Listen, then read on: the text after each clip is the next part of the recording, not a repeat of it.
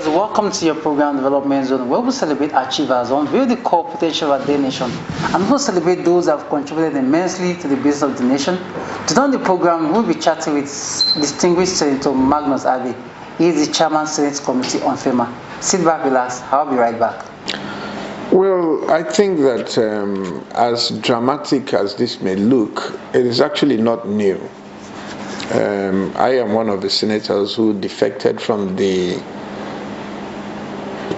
People's Democratic Party in 2014, and we defected to the APC when the APC was formed.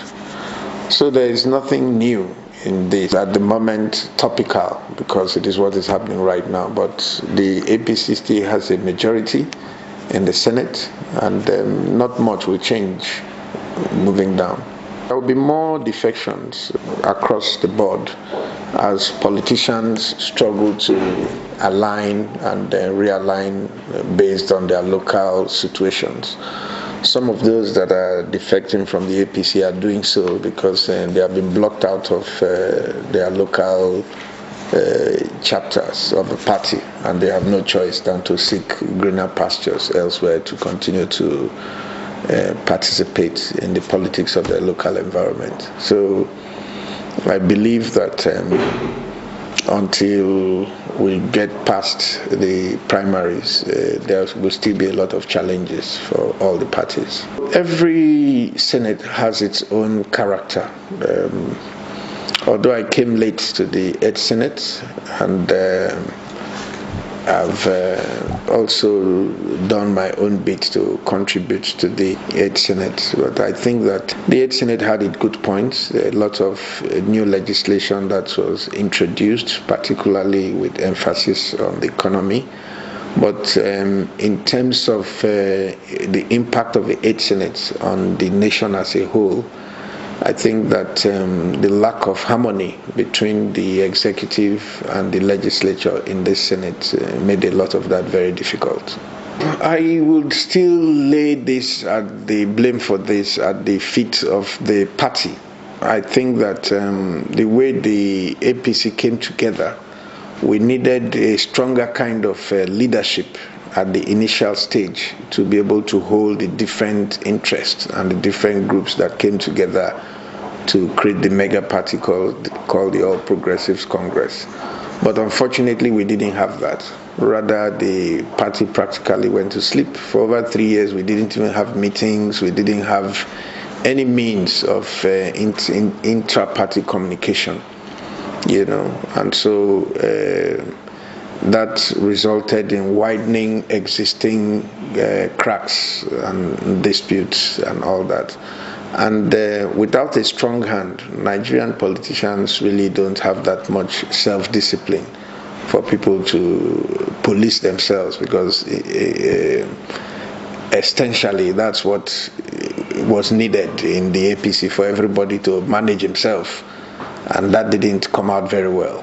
Those who have chosen to leave the party, as far as I'm concerned, have not acted in the best interest of the party, because we all formed the party. We promised the Nigerians change, and therefore we would have to change to be able to change Nigeria. And by leaving when the job is undone is an admission that those who have left have not changed. So I believe that while I would admit that there were internal tensions and lack of proper party management in the All Progressives Congress at that time, I still do not think that the solution was for people to, basically what they have done is to abandon their commitment to the Nigerian people and then go and look for their own pastures. So my thinking would have been that we should have stayed in the party and do what we promised Nigerians, fight for change and ensure that we continue to work towards taking the country where we have agreed that the country needs to go. And having a president like President Buhari made it possible that no matter what the challenges could be, if we stay here and make a case that is just, fair and equitable, we would have been able to do more than what they would think they are doing by going outside the party to go and fight the system that they brought in place. I don't think that is right. I think it's a unique opportunity to get it right and do things differently. I think that the new chairman has to be a lot of things at the same time. He has to be a strict disciplinarian. He has to be an effective commander. He has to be a good mediator. He has to be a humble lamb. And at the same time, he has to be a powerful lion. So all these qualities are needed to be able to do in a few months what actually should have been done in 3 years. But I believe that Comrade Oshomole has all the qualities that would make all this and more possible within the party. So we're very optimistic, and he has started well. He's also started by taking some very hard and necessary decisions within the party. So we believe that there is very, very good prospects for success in building the party afresh under this chairman. Well, I think if you drive around the country, everybody has been coming back to report that they have noticed a substantial improvement in the quality of roads in the country.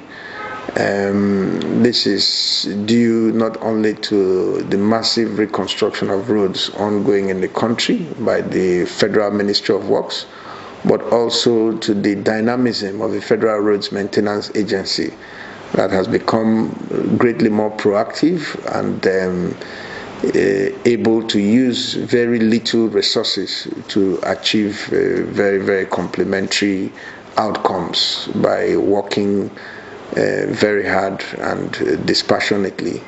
It's our hope that more resources will be made available to FEMA so that before the end of the next dry season, we can actually achieve some of the targets that the agency has set moving forward. Well, I think that security has always been a source of great concern in our society. And the media hype over the quote-unquote Fulani headsmen does not help in bringing the needed solutions to these challenges. The truth of the matter is that our laws need to be better enforced. Whether it's by Fulani headsmen or bandits or whatever, it's immaterial. Murder is murder. Armed robbery is armed robbery. Kidnapping is kidnapping. Stealing is stealing. And we have laws against all these things. So if people continue to do them, it is because they are not being effectively brought to book. That fear of punishment is not there. So I think that the police is overstretched, and the resources to effectively police the entire Nigerian population and provide the needed security for all citizens need to come from all sectors and all tiers of government. What is true is that we don't have enough resources as it is to effectively provide security for all citizens across the board, and that is becoming increasingly clear by the day as these challenges escalate. So I think what needs to be done is that I have always been an advocate of involving all tiers of government in the provision of security, because that way you spread the burden and also spread the benefits. There are those who feel that if you allow state police, the governors would use it to terrorize their political opponents and brutalize the citizens. But I think that all that is part of the process of evolution. Because as long as we have term limits in our constitution, anybody who is a governor today will certainly become a former governor tomorrow. So if you use the police to terrorize people, when the next governor comes, he will also use the police to terrorize you until we learn that that is not what the police is used for. But we have to have it so that those who have the capacity, the intelligence, and the commitment to actually want to provide safety for their people can use it as an instrument to achieve that aim.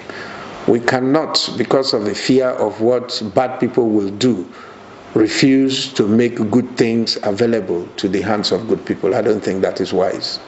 I have already said that I am going to run on the platform of my party for the governorship of Rivers State. I'm going to seek the ticket of my party, and I'm actively doing that. And I've also said, because I know that there are those who are opposing me within the party who don't want me to have the opportunity to run on the platform of the party. But that's democratic, and they are free to do so.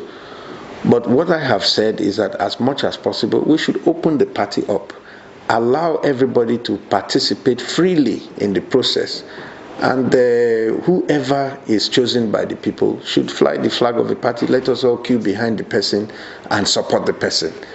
But when people begin to act in a manner that shows that they don't want the participation of the people, but they will want the votes of the people, it's difficult to be able to achieve that in this kind of democracy.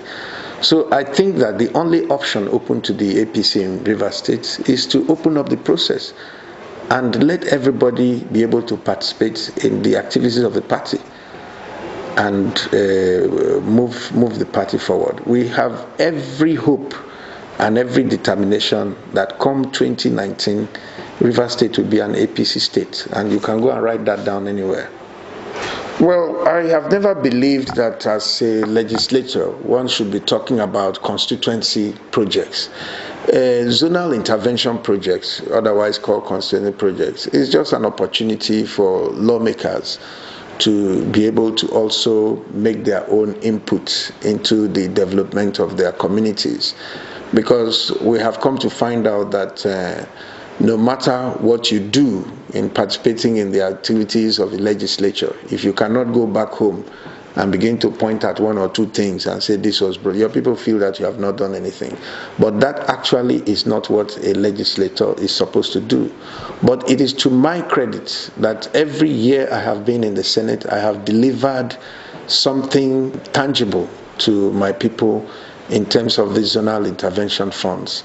I had nominated a project in the University of Port Harcourt. I've nominated one in the Rivers State University of Science and Technology. I've built schools, we've done roads, we've done water, we've done electricity in Andoni. We've done quite a lot of things in terms of using the opportunity to nominate projects. It's not that we do them, it's done by the federal government. But we nominate these projects to be able to show our constituents that we're also part of the government and we have things that we're bringing to them.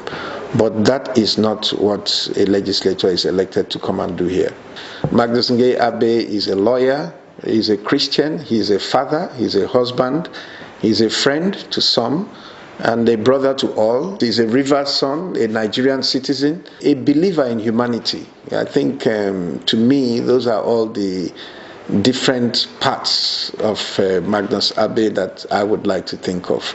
I think of myself as a teacher, I think of myself as a student, I think of myself as a Christian, I think of myself as somebody who is interested in humanity, and most importantly, I think of myself as a human being, and I believe that all of us are made not just in the image of God, but we are the finest products of God's imagination and artistry. And I believe that if you see yourself as a masterpiece of the Creator, it changes how you see other people and it changes how you relate with people. My children don't believe that I'm balancing office and family. My wife does not believe that I'm balancing office and family, but I believe that I'm balancing office and family. So I think it's a subjective assessment. And you don't expect me to fail myself, so I'll give myself a pass mark in that regard. My message to Nigerians is that we should try and be Nigerians. Every time you find a Nigerian in a situation, he's always something else before the last thing he is a Nigerian. He's either a Muslim first, he's an Igbo man first, he's a man first, he's a lawyer first. Everything that we are, he's looking for money first, he's a businessman first. We are everything before we are Nigerians. And except we put Nigeria first, it's difficult because we are not really brought up that way. But except we actually see Nigeria as our home, we actually see Nigeria as the most important component of our existence at this time. Except we can actually put Nigeria first, we are going nowhere.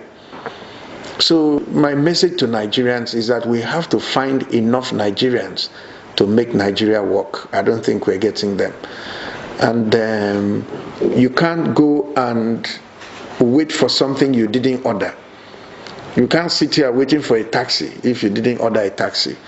You can't go to a restaurant and start waiting for food if you have not placed your order. So if we want to have Nigerians, we have to order for Nigerians. What are we doing to create the Nigerians that will make Nigeria great? What are we doing to teach our children that there is a country called Nigeria that they should love and grow? What are we doing to teach people around us that somebody should be special to you just because he's a Nigerian, even more than any other thing? We are not doing those things.